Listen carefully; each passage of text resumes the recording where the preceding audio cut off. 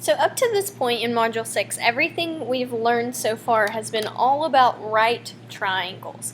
So what we're going to learn today, law of sines and law of cosines, can be applied to any triangle, meaning whether it's a right triangle, acute, or obtuse, it doesn't matter. We can use these two rules.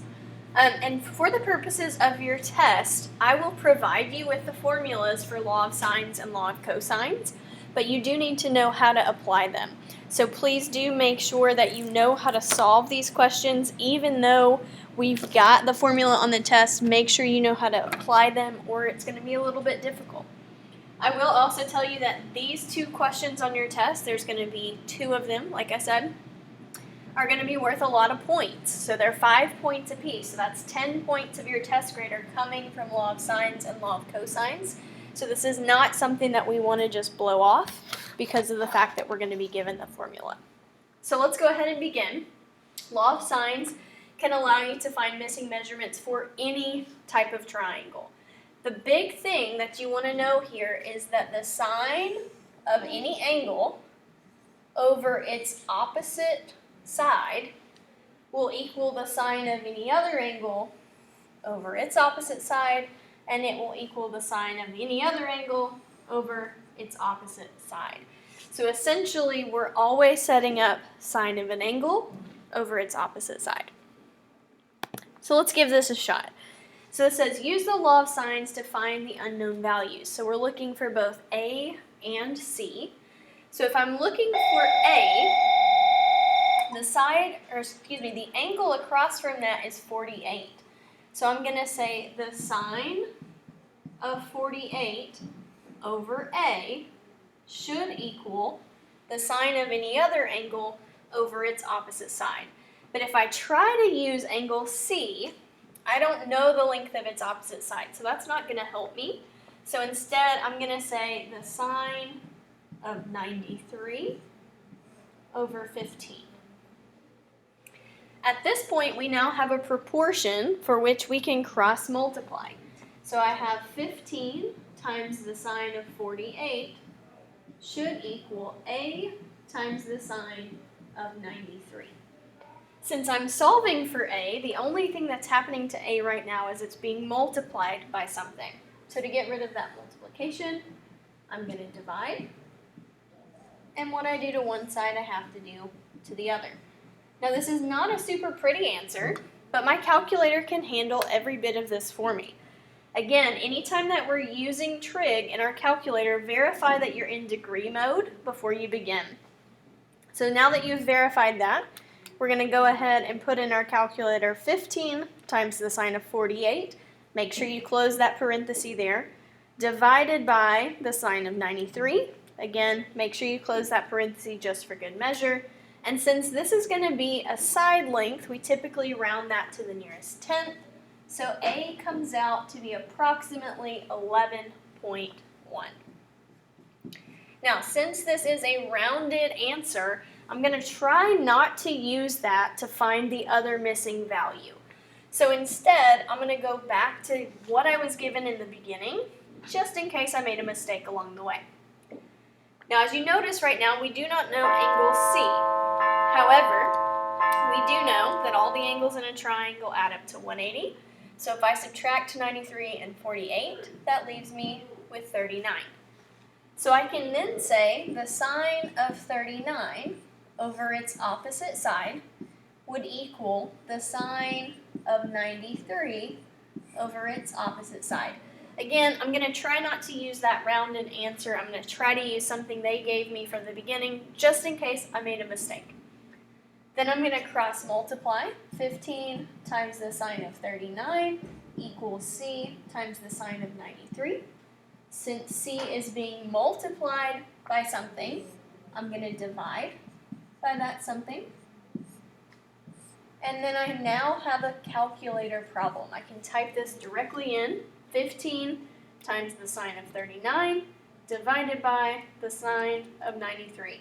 Again, make sure when your calculator opens parentheses for those trig ratios that you do close them. And we find out that C, since this is a side as well, we're going to round to the nearest tenth. That's approximately 9.5.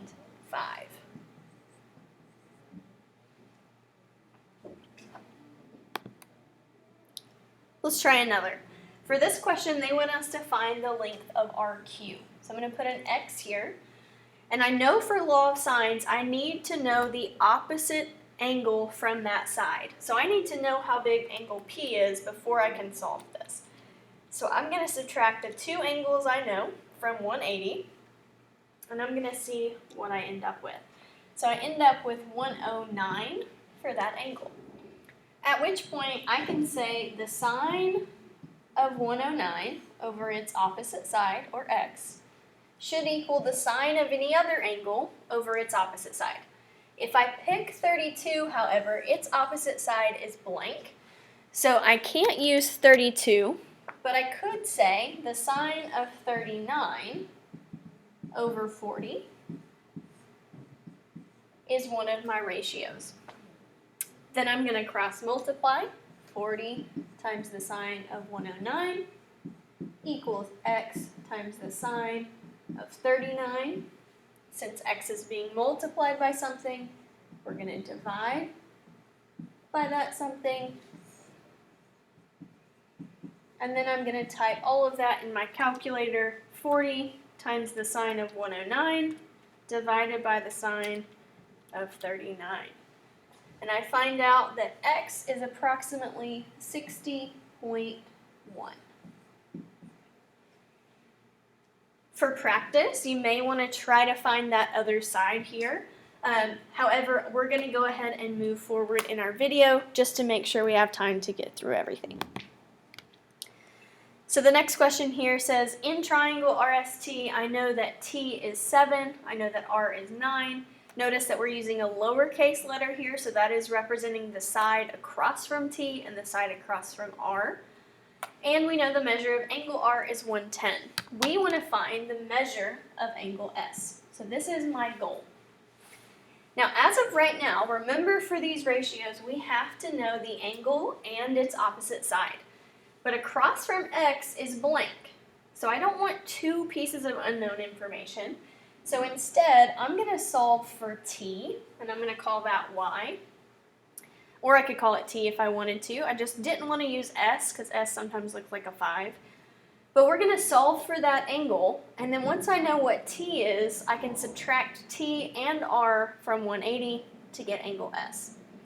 So at this point, the sine, and I actually am going to change that from a Y to a T, just to help us keep track of what we're solving for. So the sine from angle T over its opposite side should equal the sine from 110 over its opposite side. I'm going to cross multiply just like I always do, but this time my variable is inside of a trig function. And remember, when we have a variable inside of a trig function, we're going to need an inverse trig function to get it out. So I'm going to start off my process the same way I normally would. I'm going to divide by 9. It's going to get a little ugly here, but that's okay. I've got 7 times the sine of 110 over 9. And here is where the ugliness comes into play. Since T is inside the sine function, I need to take the sine inverse of this side to get that to cancel out. But what I do to one side, I have to do to the other. So I now need to take the sine inverse of the entire right side of this equation. So very carefully in my calculator, I'm going to put sine inverse of 7 times the sine of 110 all over 9. Be very diligent in how you type this in your calculator. Make sure you close up any parentheses that you open. So I'm going to press second sine to pull up sine inverse. Then I have 7 times the sine of 110. My calculator opens a parenthesis there, so I'm going to make sure I close that for that sine function of 110. Divided by 9, and then I'm going to close up the big parentheses. So I end up finding out, since T is an angle, we're going to round to the nearest degree, that T is about 47 degrees. So what I've now calculated is this angle right here.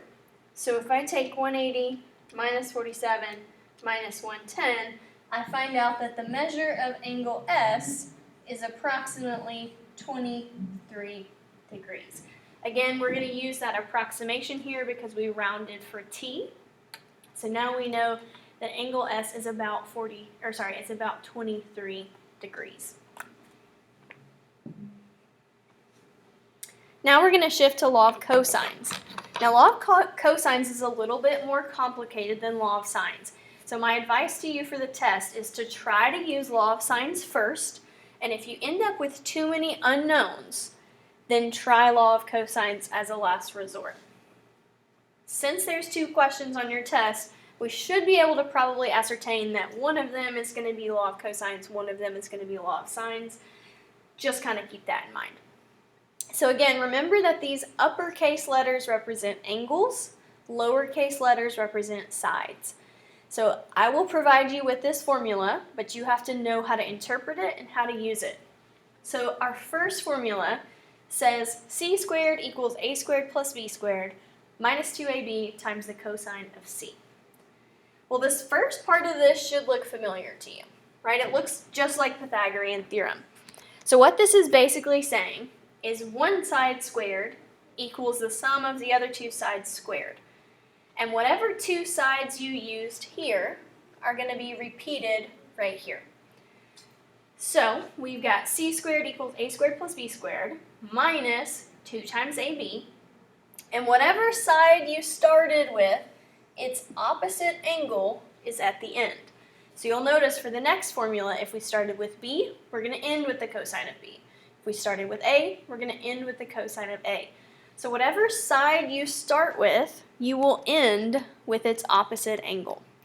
Now I know that this is a little bit intimidating to look at, but I think as we do some practice problems, it'll start to make a little bit more sense. So let's give a first example a shot and we'll go from here. So this says, what is the value of b round to the nearest 10? So with that, since this is in my law of cosines section, I'm going to try to use law of cosines. In fact, if I tried to use law of sines, I would find out that I have too much missing information. I don't know enough to figure out that b value. So instead, I've got to use law of cosines. So law of cosines, whenever we're using that formula, we are always going to either start with our missing information or end with it.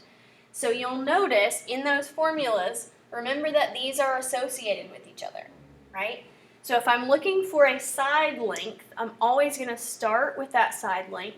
Or if I'm looking for an angle, which we're going to do next, I'm going to end with that variable.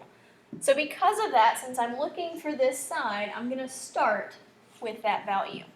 So it says b squared equals the other 2 sides squared and added together minus 2 times those same 2 numbers times the cosine of its opposite angle.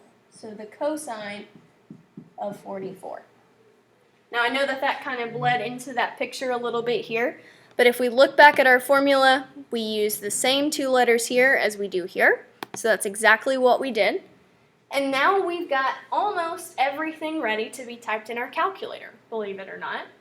Because our b value, since that's what we started with, the only thing that's happening to that is it's squared. So if I'm very careful, I can just take a square root of everything on the right-hand side and get my final answer. So very, very carefully, I'm going to type into my calculator the square root of 22 squared plus 10 squared minus 2 times 22 times 10 times the cosine of 44. And I find out that b is approximately 16.4. So as ugly as that is, it's pretty easy to type into our calculator. So let's try another. This time we're going to find both x and y. Let's try x first, since that's what we're used to is finding a side length so far. So remember, you either start or end with what you're looking for. So since x is a side, I'm going to start with x squared equals 80 squared plus 78 squared minus 2 times the exact same numbers you just used times the cosine of the opposite angle from where you started. Again, the only thing happening to that x value is that it's squared. So despite the fact that this is not real pretty to look at, my calculator can handle that for me. So the square root of 80 squared plus 78 squared minus 2 times 80 times 78 times the cosine of 40. And we find out that x is approximately 54.1. So now let's look for our y value. So our y value is an angle, right? So remember that our angles are here at the end of that formula. So when I set this up, and I'm actually going to erase what's up here just to give me a little bit of space. When I set this up, I'm going to put y at the very, very end. And what I'm going to start with is the side across from that. So I'm going to start with 80 squared. And I should have written down what my x value was because I'm going to need that. So I'm going to backtrack. That's 54.1. So let's jot that down. Sorry about that. 54.1. So we'll write that here. And like I said, if we're looking for this, we're going to start with its opposite side. So we're going to start with 80 squared equals the other two sides squared minus the same two numbers we just used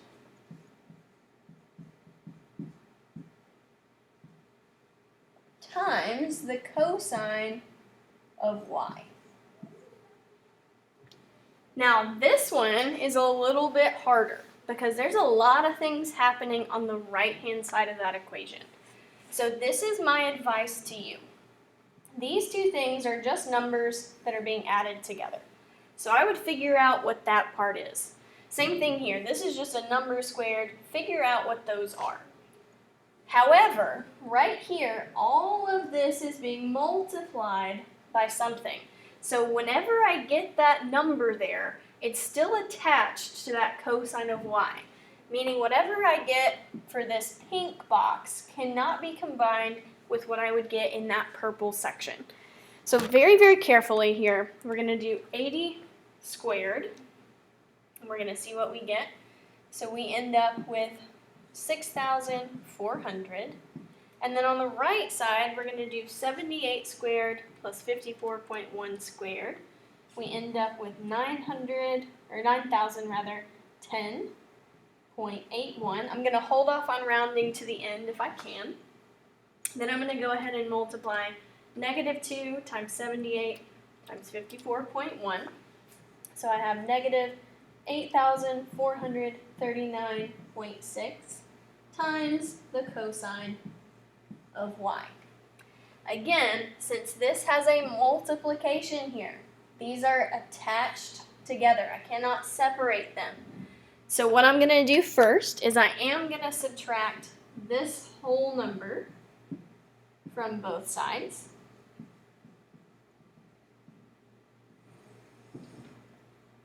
From 6,400 minus 9,010.81, I end up with negative 2,610.81 equals negative 8,439.6 times the cosine of y. So let's recap what we've done. We solved the whole number parts of this equation, and we subtracted them to the other side. So we combined those like terms. Now we have this multiplication happening here with the cosine of y and a number. So to undo that multiplication, we're now going to divide by that number. That's going to cancel out. What I do to one side, I'm going to do to the other. Now at this point, I'm going to hold off on typing that in my calculator if I can. If not, you're welcome to go ahead and type that in and round. It's just going to give you a greater margin of error a little bit at the end, but I will give you a little bit of grace there.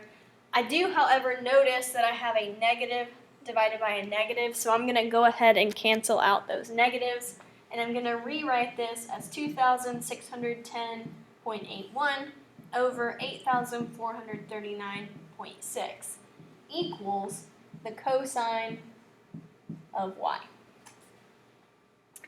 Very final step, to get rid of cosine, we take cosine inverse so that that cancels out. What I do to one side, I do to the other. So now my calculator can handle for me the cosine inverse of 2,610.81 divided by 8,439.6, and I find that my y value is approximately 72 degrees. So again, if we go back up to our picture here, what we just figured out is that y is 72 degrees approximately. This one's a little bit tougher, guys, when we're looking for an angle using law of cosines. So please make sure that you try several practice problems of this. You go through this very, very slowly to make sure we get the correct answer.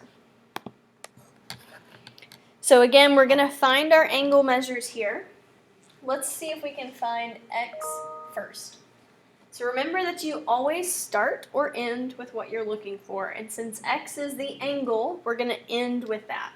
So we're going to start with whatever is across from that. So our very first number is going to be 5.1 squared equals the other two sides squared minus 2 times the same numbers times the cosine of that angle. Again, we're going to break this up into a couple different chunks so that we can look at those values together. So 5.1 squared equals 3.5 squared plus 7.9 squared minus 2 times those same two numbers times the cosine of x. So first we're going to subtract this number from both sides. That's going to cancel out. So 26.01 minus 74.66 leaves me with negative 48.65 equals negative 55.3 times the cosine of x. Since we're now multiplying right here, we're going to divide by that coefficient so that it cancels out. What we do to one side, we're going to do to the other. Again, if you can, cancel out those negatives there, but leave this as a fraction so that we don't have to double round. That now equals just the cosine of x. So to get rid of the cosine, we need the cosine inverse ratio. What we do to one side, we do to the other. So in my calculator, I'm going to type in cosine inverse 48.65 divided by 55.3, and I find out that that angle x is approximately 28 degrees. So going back to my picture, I now know that x is 28. At this point, now that I know one of the angles, if I have to find the other ones, I could use law of cosines again, or I could use law of sines at this point. And that's entirely up to you in terms of how you're going to solve that. But guys, this is the hardest part of law of sines and cosines, is solving for that angle when you have law of cosines. So please make sure that you rewatch this video if you need to. You go through this very slowly, and make sure you email me if you have any questions or concerns. Let's do one more together, and then we're going to close out our notes today. So let's look for angle B. This asks us to look for all of them, but just for sake of time, we're going to look at one of them. So let's start with our law of cosines, and let's begin with the opposite side of the angle we're looking for.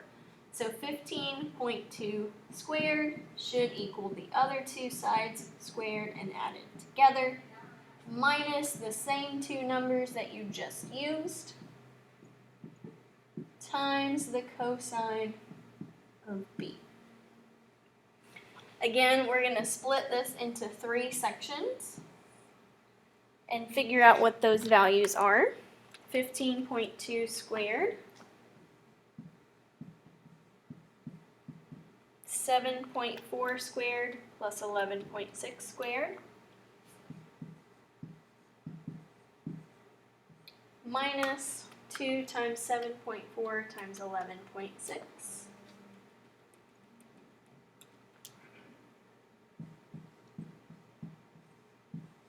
Times the cosine of B. At this point, we can subtract this whole number from both sides.